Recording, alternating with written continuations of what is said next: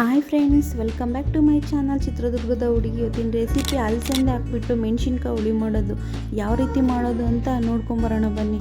ಒಂದು ಬಾಣಲಿಗೆ ಸ್ವಲ್ಪ ಶೇಂಗಾ ಬೀಜ, ಸ್ವಲ್ಪ ಕುರ್ಷಾನೆ ಹಾಕಿ ಲೈಟಾಗಿ ಫ್ರೈ ಮಾಡ್ಕೊಬೇಕು.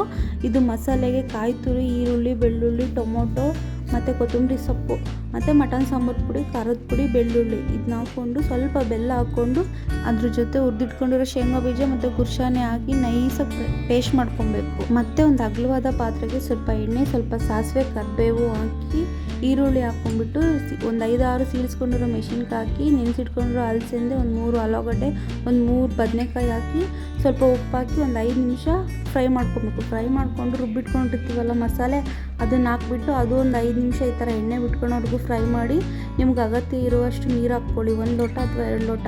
ಗಟ್ಟಿ ಬೇಕೋ ತೆಳು ಬೇಕೋ ನೋಡಿಕೊಂಡು ಈ ಥರ ಮಾಡ್ಕೊಳ್ಳಿ. ನೋಡಿ, ನಾನು ಈ ಥರ ಮಾಡ್ಕೊಂಡಿದ್ದೀನಿ. ಹಾಗೆ ಫ್ರೆಂಡ್ಸ್, ಈ ರೆಸಿಪಿ ಏನಾದರೂ ನಿಮ್ಗೆ ಇಷ್ಟ ಆಯಿತು ಅಂದರೆ ಲೈಕ್ ಮಾಡಿ, ಶೇರ್ ಮಾಡಿ, ಕಮೆಂಟ್ ಮಾಡಿ, ನಮ್ಮ ಚಾನಲ್ನ ಸಬ್ಸ್ಕ್ರೈಬ್ ಮಾಡಿ. ಇದೇ ಥರ ರೆಸಿಪಿ ಮುಂದೆ ಬರ್ತಾ ಇರ್ತವೆ. Thank you for watching.